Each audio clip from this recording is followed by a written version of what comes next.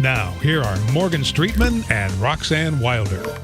Well, hello there, Tampa Bay. Hello, Morgan Streetman and Pat George. Good to talk with both of you today.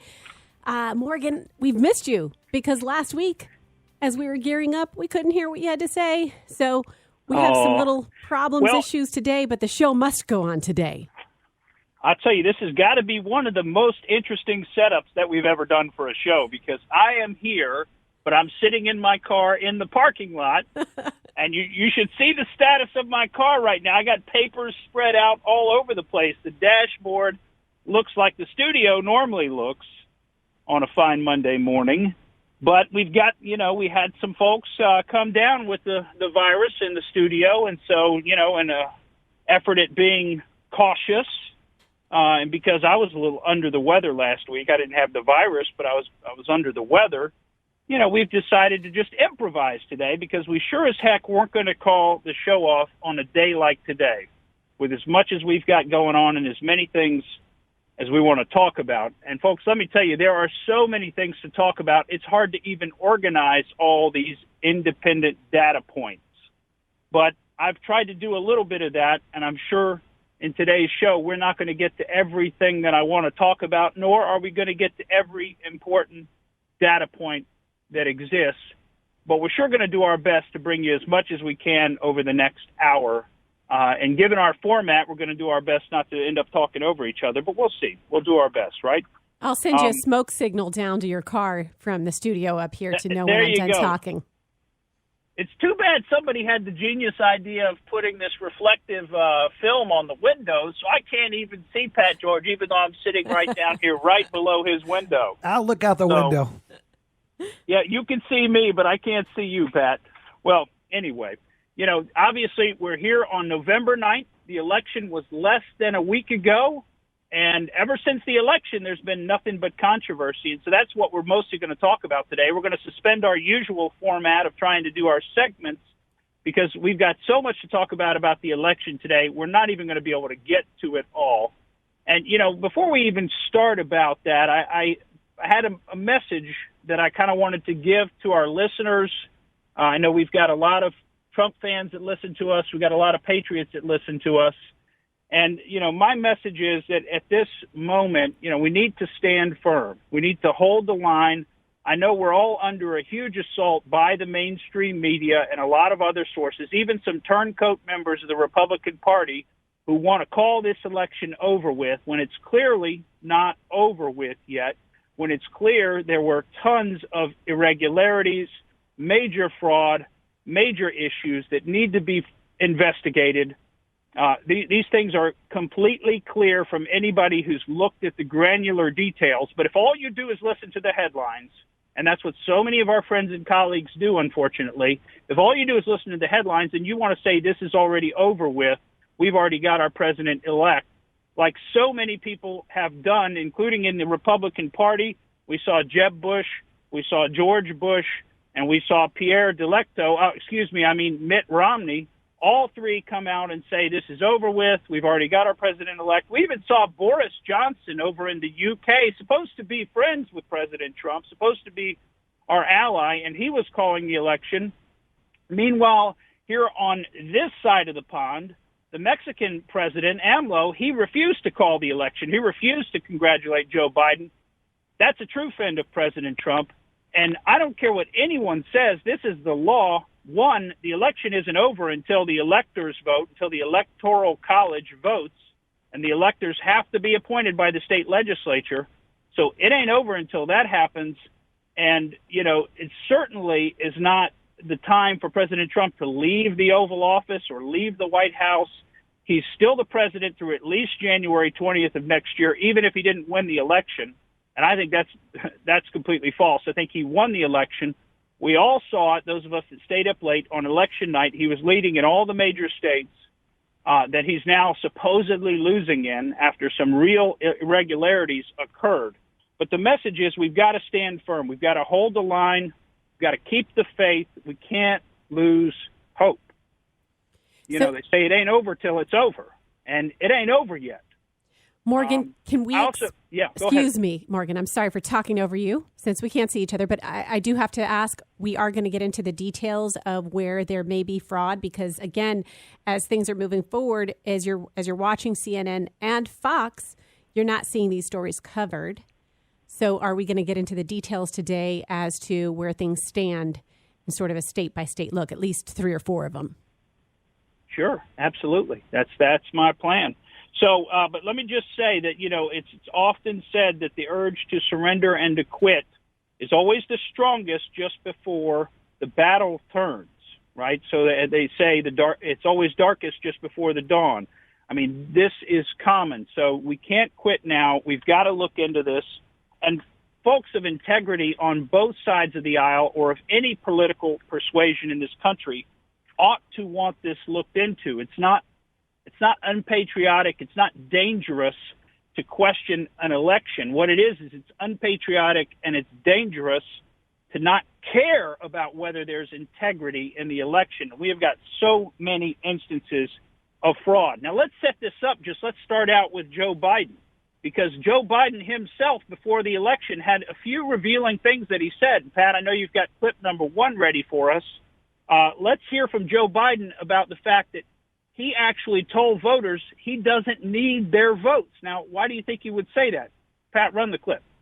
We have put together, I think, the most extensive and inclusive voter fraud organization in the history of American politics. Well, that was clip 2, Pat, but how about running clip 1? You have that one available, or are we going to do clip 2 next? Folks, we got a lot of work to do. I don't only need you to get me elected, I need you once I'm elected. Folks, we got a lot of work to do. There you go. Well, we're doing our best with the technical issues, but, the point is when you run a clip off of Twitter, I don't know if you know this, but it keeps rerunning it. Whether you restart it or not, it just keeps rerunning it ad nauseum. But you hear Joe Biden saying that he doesn't need your votes to get him elected. Now, I think these are Freudian slips because I think this was part of a plan, and I think Joe Biden knew in advance that they already had this set up, and that leads right into clip 2. Run clip 2 again, Pat, because I think people need to hear this. Put together, I think, the most extensive and inclusive voter fraud organization in the history of American politics. Right there, Joe Biden. That's what I'd call a Freudian slip. Some people would say he misspoke, but that's what I'd call a Freudian slip. Now, we've got issues in all the major states. We've got issues in Wisconsin. We've got issues in Michigan. Heck, if you watched the election night on election night, you saw how far President Trump was ahead by hundreds of thousands of votes. But I was about 300,000 votes in the state of Michigan. And then we all went to sleep about 3 or 3:30 in the morning, those of us that stayed up late to watch it. And why did we go to sleep? Because they stopped counting the votes. Now, who's ever heard of that? They just stopped counting the votes. They've never done that in an election before. And guess what? It was supposedly in all these states where President Trump was way ahead that the Democrats needed to win.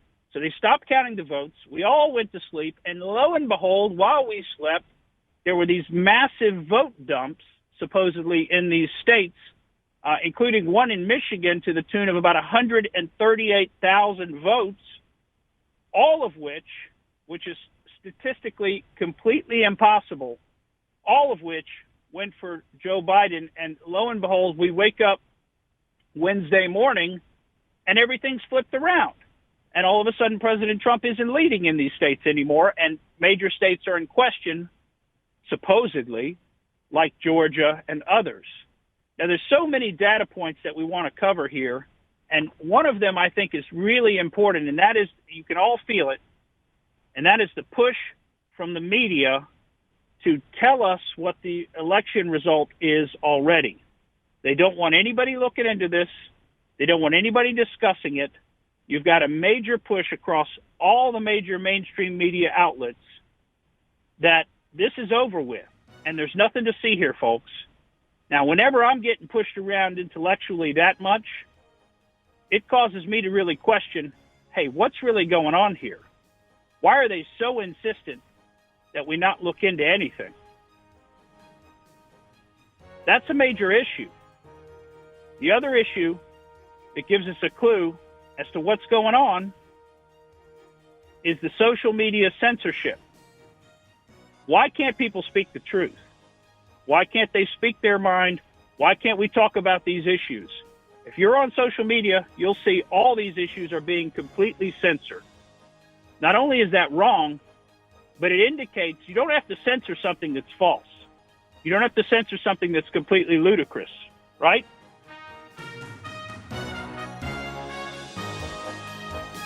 And we're back on the Morgan Streetman Show. Morgan Streetman broadcasting from the Beasley Media Group parking lot right now. Downstairs, Morgan, and we're doing this for safety measures and still doing a great job. So apologies when we talk over one another. But Morgan, you're giving us the breakdown. What happened in those last, during the middle of the night, on the night of the election? They stopped counting votes. Well, and then what happens? That's right. They stopped counting the votes. And I don't know if you guys noticed something, but, I mean, there was an absolute rush to call states for Joe Biden. In fact, the second that the polls closed in California, Oregon, and Washington, they called all three states for Joe Biden. They had counted 0% of the votes at that point.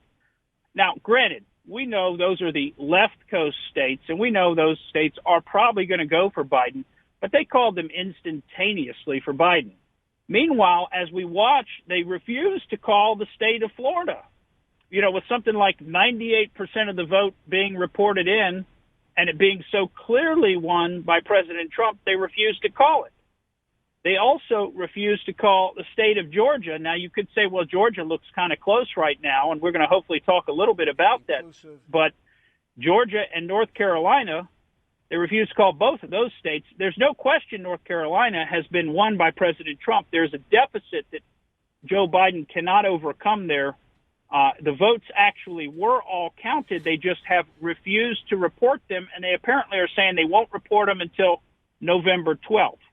Now, why the rush on the networks like even Fox News to call states for Joe Biden and not call states for President Donald Trump, including Pennsylvania and Michigan, Wisconsin, and the others? Now, we see in Arizona, they called Arizona for Joe Biden. And over the past week, we've seen that lead, supposedly, that Joe Biden has there, dwindle down to almost nothing. And they've still got about 100,000 votes to count. And there's less than a 20,000 vote difference there as we're going on air. And there may be some updates coming later today.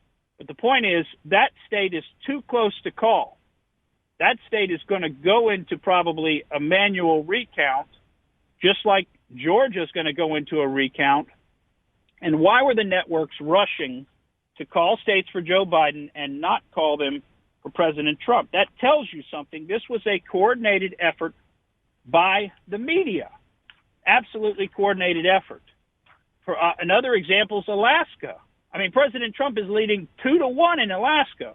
He's absolutely running the tables, and they still won't call Alaska for President Trump. They won't call it because they don't want you to understand that President Trump won this election and that this election is a lot closer than what they're trying to make it appear. They're trying to say he only has 214 electoral votes, when the reality is they need to call Alaska and they need to call North Carolina. That right there gives them 232 electoral votes. They shouldn't have called Pennsylvania. They shouldn't have called Michigan, and we'll get into some of those details. But let's take a break here, and let's hear from Sidney Powell, because she had a really, I mean, this stuff is so interesting. And as you know from the show, we respect her so much. We respect the work that she's done on General Flynn's case. We've read her legal briefs. We've followed her commentary through the years. She is one of the finest lawyers I've ever seen. She has nerves of absolute steel. She will stand up to a withering criticism of federal judges who, by the way, turn out to be wrong, but she'll stand up to their withering criticism and she'll fight back. She'll fight for her clients. She's really a smart lady. I've met her in person when she was here in town, coming up on a year ago almost, and, have so much admiration for her. I'm glad to know she's on President Trump's legal team for this fight. And let's hear what she had to say yesterday on Sunday Morning Futures with Maria Bartiromo. There has been a massive and coordinated effort to steal this election from we, the people of the United States of America, to delegitimize and destroy votes for Donald Trump, to manufacture votes for Joe Biden. They have done it in every way imaginable, from having dead people vote in massive numbers to absolutely fraudulently creating ballots that exist only voting for Biden. We've identified at least 450,000 ballots in the key states that miraculously only have a mark for Joe Biden on them and no other candidate.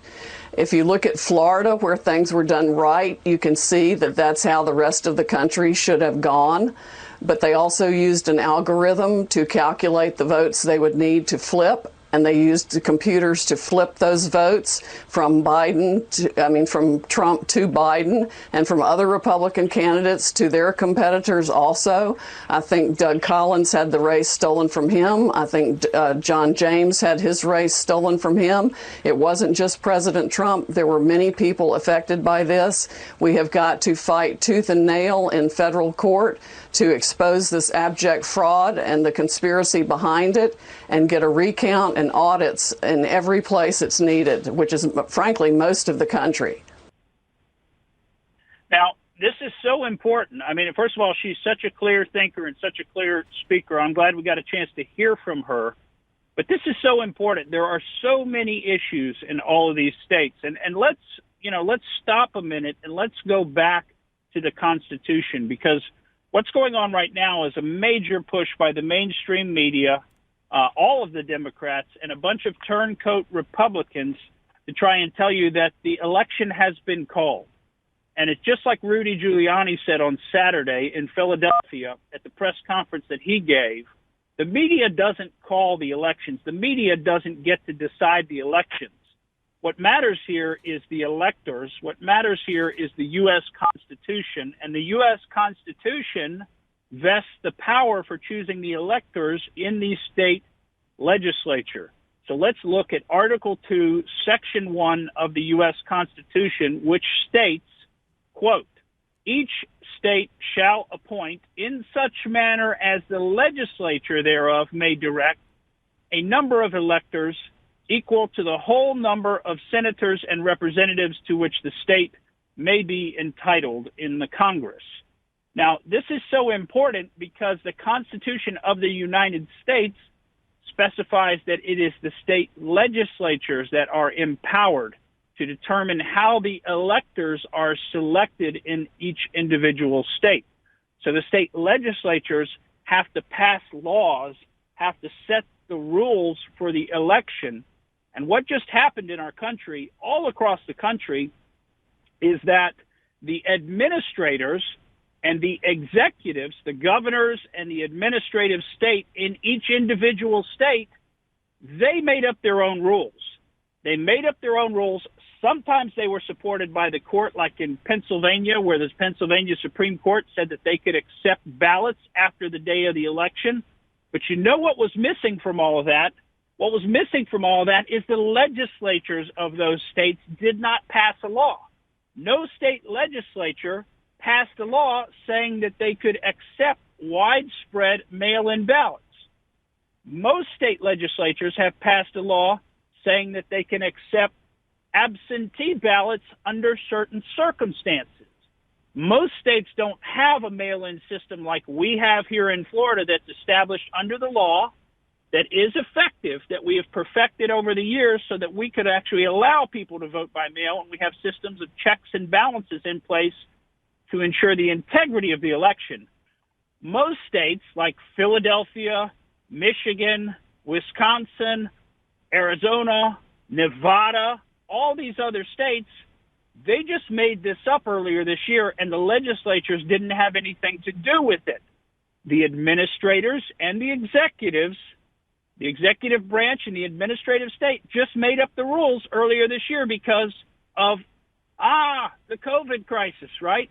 They made up the rules, and they said, this is how we're going to do it this year. And the legislatures never said that okay. That is absolutely and utterly unconstitutional. It's unconstitutional.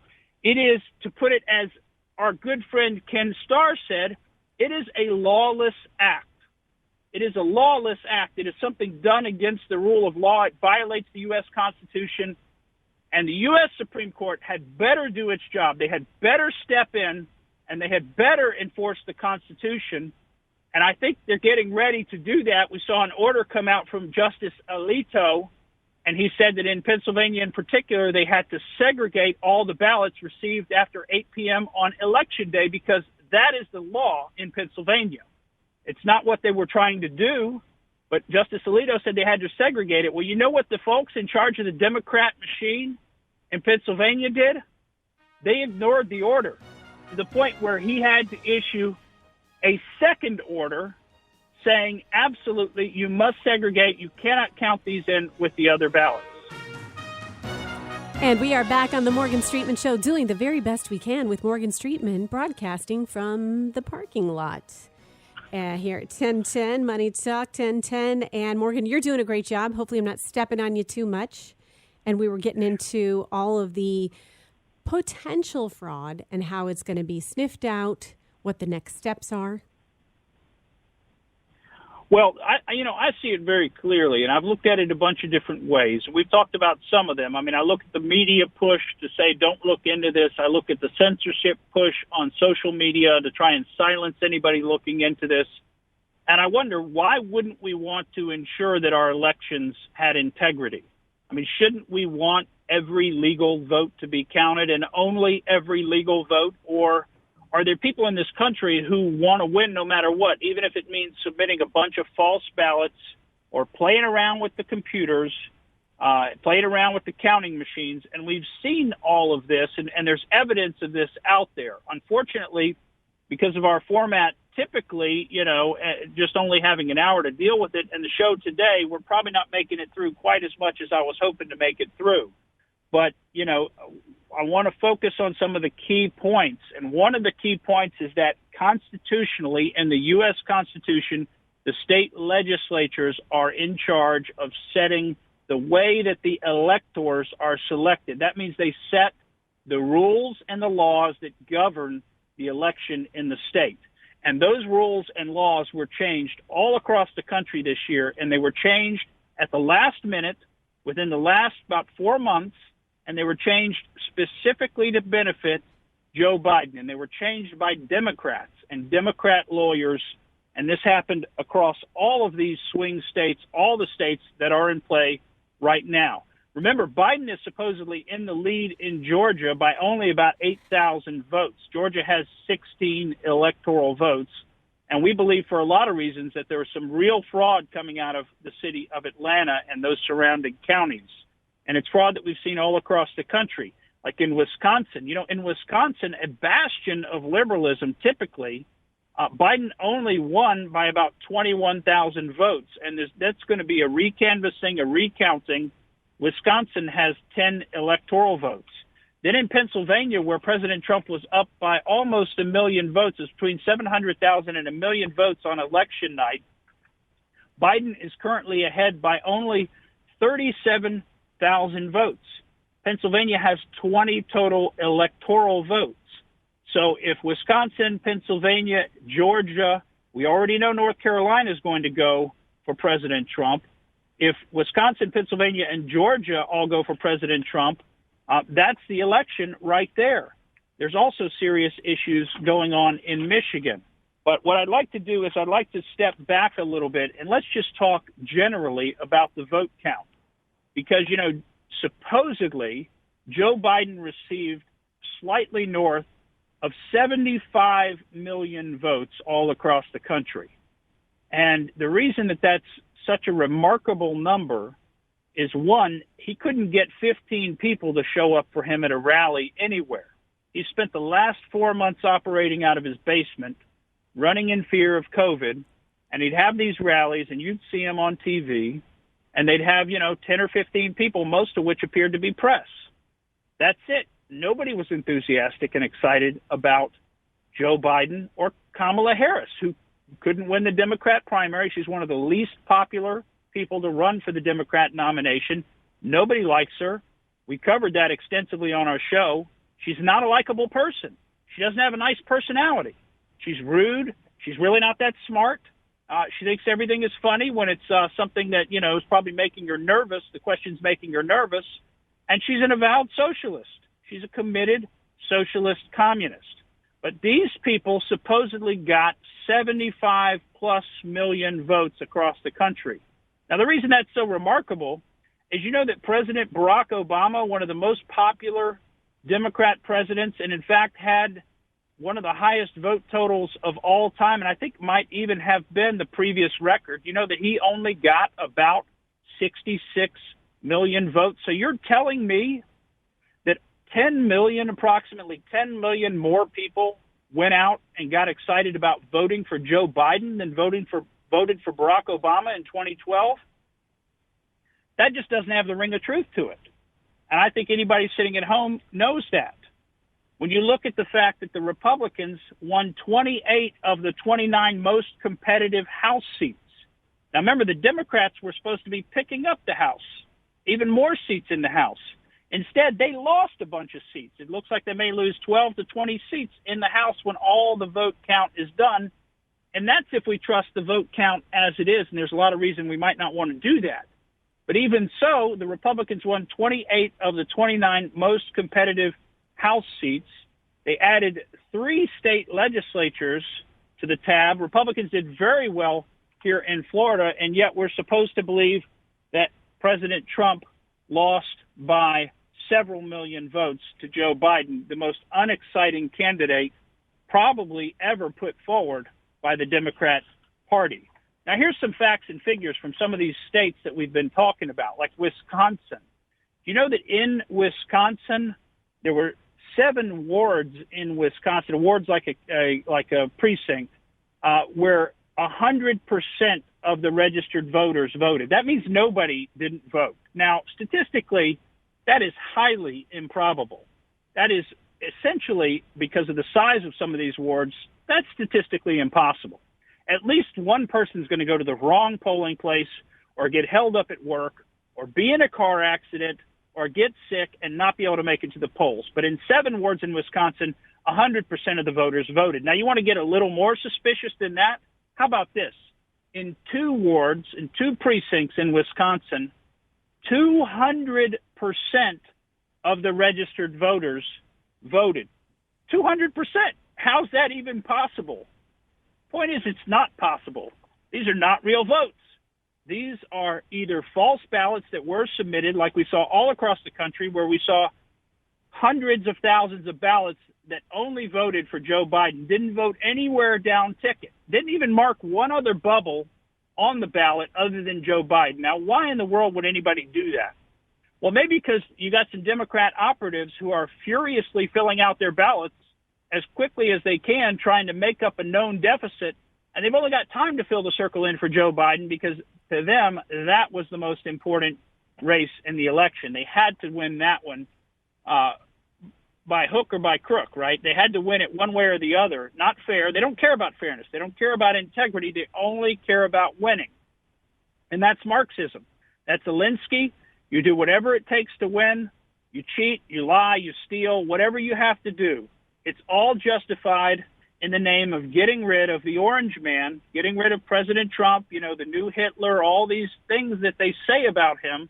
In their own minds, they've created such a monster that anything done in service of removing the monster, even lying, even cheating, even stealing, it's all morally justified because they have to do one thing and one thing only, and that is get rid of the monster. Well, let's jump back into some more of these facts and figures, because let's flip to Pennsylvania. Well, I'll tell you what, people are living a long time in Pennsylvania. So long, in fact, that 39 people who voted in this election in Pennsylvania actually lived through the Civil War. Now, can you believe that? First of all, it's completely false. But if you trust the voting rolls and the records of who actually voted, 39 of the people that voted in Pennsylvania actually lived. They saw the assassination of President Lincoln. They lived through the Civil War. I mean, can you believe that? How about this? 45 total were born sometime in the 1800s, and over 840 people who voted in Pennsylvania are 101 years old or older. I mean, I guess Pennsylvania's the new Florida. Forget God's waiting room in Florida. It's apparently up in Pennsylvania where we've still got Civil War soldiers voting in the elections. Now, here's another interesting fact and figure, and that is you look at the statistics on some of this stuff. More people over the age of 90 registered to vote in the year 2020 in Pennsylvania than registered to vote between the years 2008 and 2019. So you add up all the people over the age of 90 who registered to vote between 2008 and 2019, and it doesn't total the number of people who registered to vote who are supposedly over 90 years old in the year 2020. How could that possibly be? It can't be, Pat George. That's the point. And this is going on all across the country. I mean, you've got out in Nevada, you've got people voting in Nevada who don't even live in Nevada. They've got thousands of examples of it.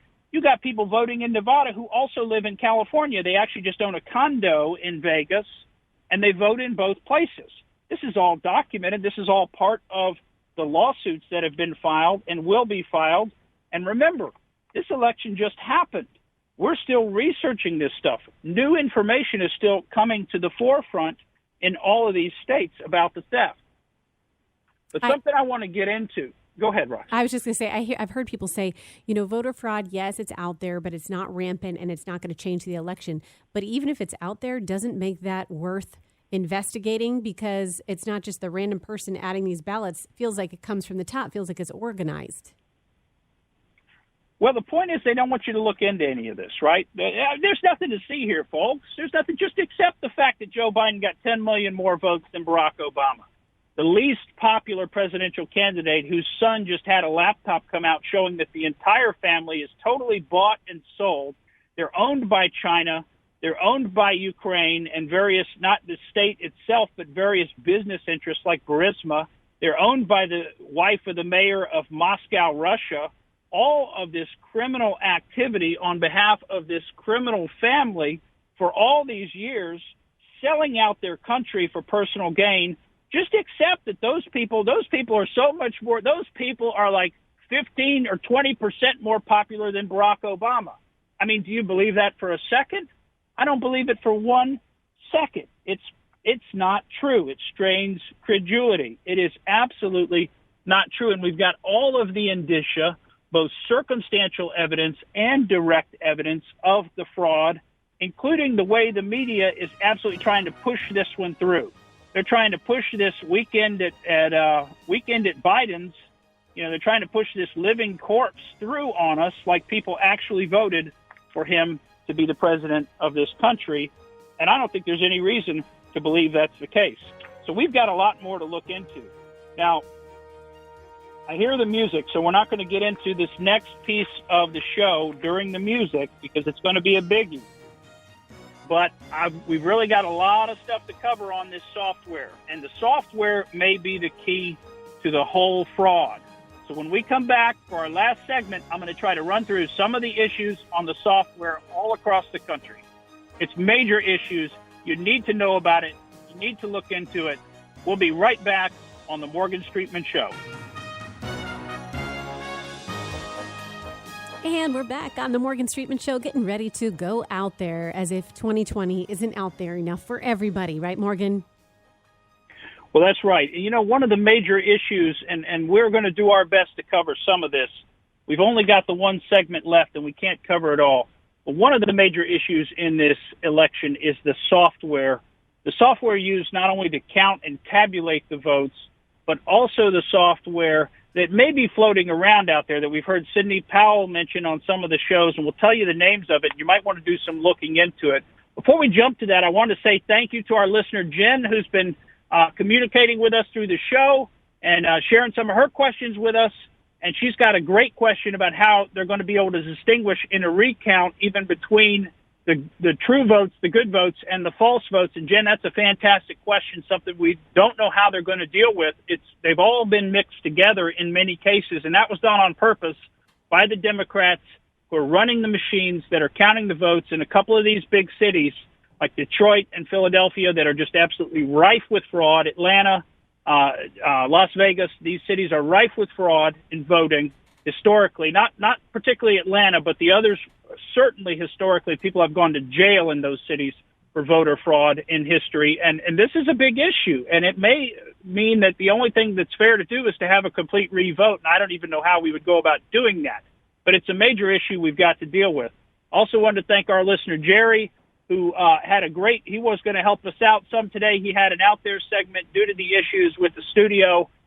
We haven't been able to have him come in today, but we'll get back to you on that because he's got a great perspective on this that he shared with me last week. And I said, hey, I'd love to have you come on the show and share that with our listeners because you really got some great insight there, Jerry. So we appreciate both those listeners, and we know we've got a lot of other listeners out there who are listening today. But let me just cover some of this election software business. And I know we're not going to be able to get to all of it. We only have about, it's probably 6 minutes left in this segment. So we're just going to cover some of it.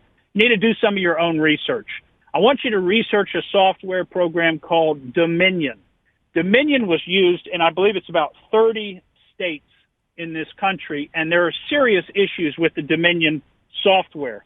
Not only is it supposedly responsible for some pretty curious glitches, but when you actually look into Dominion, you'll find out that software program and voting machines using that were funded by the Clinton Foundation under a DeLeon project back in 2014, and they've distributed those voting machines with the Dominion software throughout countries all throughout Latin and South America and the Caribbean. And those software and those machines have serious issues with them. But isn't it curious to know that Dianne Feinstein's husband owns 10% of the company that put out that software? The company's called Avid Technology, Inc., and they put out this Dominion software, and it's owned and controlled by Democrats. Dianne Feinstein's husband, Richard Blum, owns 10% of it, according to SEC filings. In addition to which, Nancy Pelosi's chief of staff is a major executive at that same company. So this is owned and controlled by the Democrats, and that's why they were able, before the election, to say with such certainty that Joe Biden was going to win, that he was not going to lose.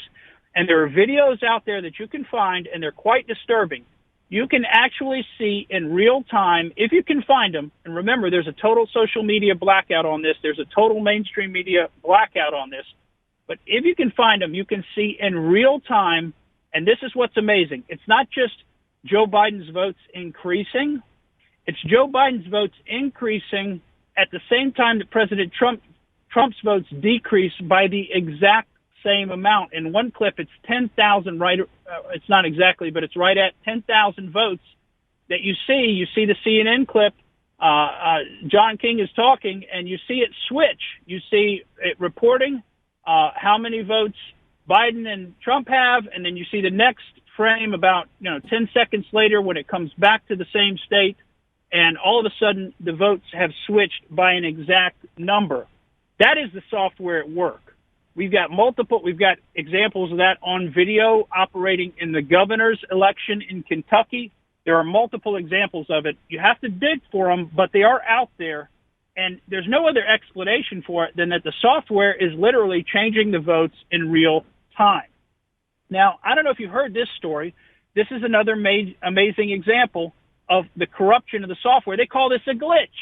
And notice how all these glitches only favor Joe Biden. I mean, isn't that amazing? I mean, random probability, you would think one or two of these major glitches that have happened over and over and over, so many examples of them, one or two of them surely would favor President Trump. But oh no. Every single software glitch, and get the point, folks, these are not glitches. This is exactly how the software is intended to operate. So this is not a mistake. These are not glitches. One county in Michigan, a software glitch resulted in 6,000 votes being switched from President Trump to Joe Biden. 6,000 votes in one county. There are 47 counties that are using this same software, this Dominion software. 47. Now, what if it's 6,000 votes in each of the 47 counties? Well, if that's the case, President Trump won Michigan, which is what it looked like when we all went to bed on election night. Now, this same Dominion software, you want to know the other states it's being used in? Nevada, Arizona, Minnesota, We told you Michigan, Wisconsin, Georgia, and Pennsylvania.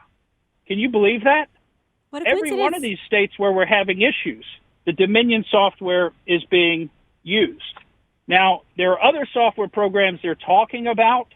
There's the scorecard program. We don't have time to get into that. There's also the Hammer supercomputer. We don't have time to get into that. Sidney Powell says that both of those are also involved in the switching of votes. It's something worth looking into and spending a little more time looking at, because there is so much fraud going on all across this country, and the computers are part of it. We got another story out of Mower County, which is in Minnesota, where they have, again, another vote counting error, and they're calling it a software programming error. And they're saying there were about 1,300 ballots that were not properly counted that were received during that time. Now, can you imagine which direction that is going to favor? Just like all these issues, they all favor Joe Biden. Had one other story about computers, and I see we're quickly running out of our time. And I knew we were only going to be able to scratch the surface here today.